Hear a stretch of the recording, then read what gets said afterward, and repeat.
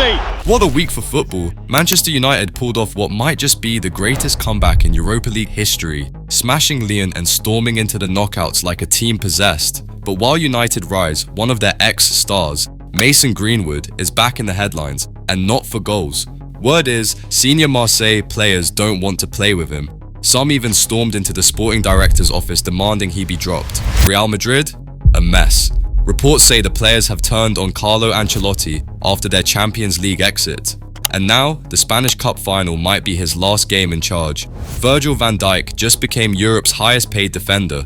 No release clause, just shy of 400k a week. And Jack Grealish? Man was out in Mayfair partying hard, racking up a 5,000 bar tab and dancing like Wolf of Wall Street's Jordan Belfort. Oh, and remember that streaker from the 2014 World Cup final who tried kissing a German defender? Yeah, him, Vitaly now facing 24 years in a Filipino prison after another prank went wrong. And finally, the news United fans have been dying to hear. Diallo and Lisandro Martínez are expected to be back for both legs of the Europa League semi-final.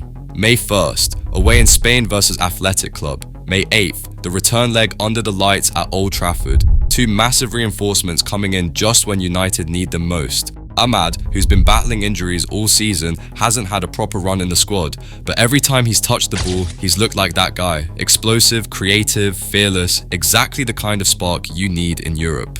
Lisandro Martínez? That's the warrior, the leader, the butcher. He's been sidelined with setback after setback, and United have felt every second of it. Without him, the defense lost its bite. With him back, they've got steel again.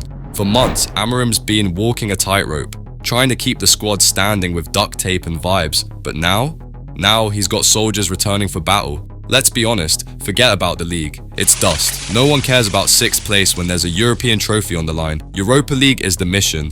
That's the path to silverware. That's the ticket back to the big time. United have already shown they've got fight.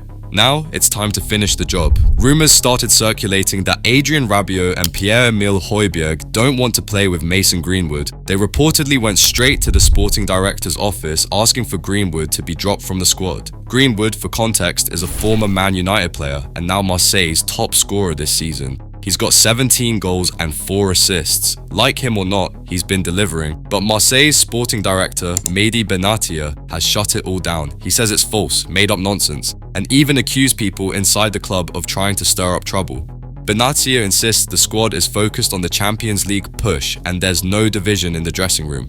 Still, with everything going on around Greenwood, his past, the controversy, the media attention, this story isn't going away anytime soon. Former Croatia international Nikola Pokrivac has tragically passed away at the age of 39 after a horrific car accident in Karlovac, Croatia. According to police, the crash happened on Friday evening as Pokrivac was heading home from training with his current team, NK Vojnić, a 4th division side. The accident involved 4 vehicles. Another person, not traveling with Pokrivac, also lost their life. 2 of his teammates were critically injured and are still in hospital. Pokrivac earned 15 caps for the Croatian national team and played for clubs like Dinamo Zagreb, Red Bull Salzburg, and Monaco. He was known for his hard work on the pitch and his fight off it, having previously battled cancer twice.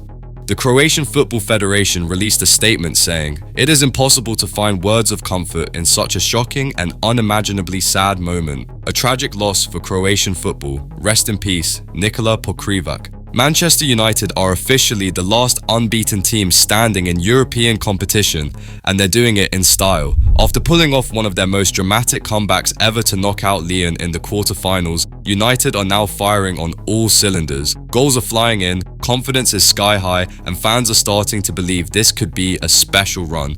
Next up, a mouth-watering clash with Athletic Club in the semi-finals. A team known for their energy, passion, and no-nonsense football. It's a battle that promises fireworks. From shaky group stages to knockout brilliance, United are turning it on when it matters most. Can they keep the momentum and go all the way?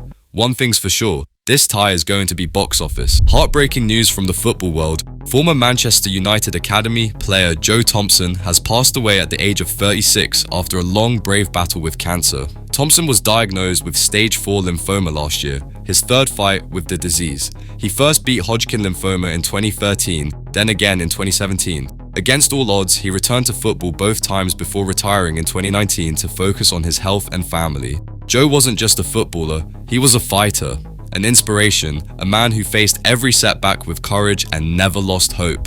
Manchester United paid tribute, calling him a man who epitomized our club's values. Rest in peace, Joe Thompson. Your strength will never be forgotten. Things are getting ugly at Real Madrid. After crashing out of Europe, reports from Spain now say the dressing room has turned on manager Carlo Ancelotti. According to Relevo, several Madrid players went straight to club president Florentino Perez after the Arsenal defeat. Not to defend their manager, but to complain about him. The vibe, confusion, frustration, and serious doubts about Ancelotti's tactics. Players reportedly felt they were thrown into the match with no real game plan, just vague instructions to play with intensity.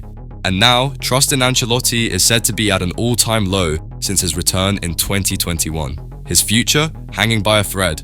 The upcoming Copa del Rey final against Barcelona could decide everything. Win, and maybe he stays. Lose, and it might be the end of the road. It's shocking considering what Ancelotti's delivered to this club. But in Madrid, the pressure never sleeps. Virgil van Dijk is staying at Liverpool, and he's getting paid. After months of speculation, the Liverpool captain has finally signed a 2-year contract extension that will keep him at Anfield until June 2027. And here's the kicker, he's now the highest paid defender in Europe.